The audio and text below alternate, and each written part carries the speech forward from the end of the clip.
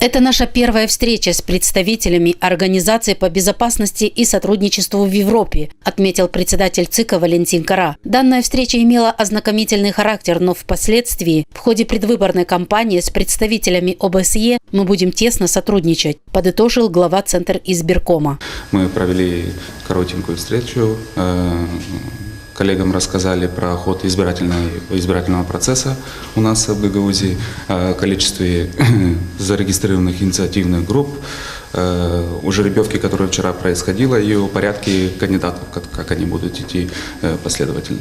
В своих коротких интервью гости сообщили о цели визита в столицу автономии, рассказали о состоявшейся их встрече с членами избиркома Гагаузии. Выборы – очень важное событие в жизни автономии, и мы, разумеется, тоже хотим быть проинформированы с организацией, с проведением, и нам интересно столько активное участие, много кандидатов, и поэтому мы хотели иметь такую ознакомительную встречу с людьми из Центральной избирательной комиссии, чтобы спросить, как идет регистрация. Все достаточно активно этим занимаются в разных странах. Естественно, могу подтвердить, что ОБСЕ за выборами регулярно во многих странах наблюдает.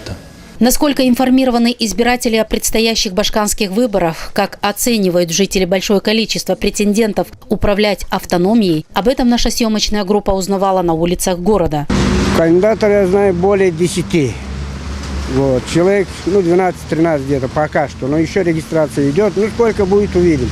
Ближе станет, подойдет время и узнаем конкретно. Я в политику не знаю. Не знаю. Сейчас в информации проблем нет, так как у всех компьютеры, можно по интернету узнать, в газетах прочитать, по радио мы постоянно слышим. Поэтому я в курсе, что нас ждет такое важное политическое событие, как выборы башканов.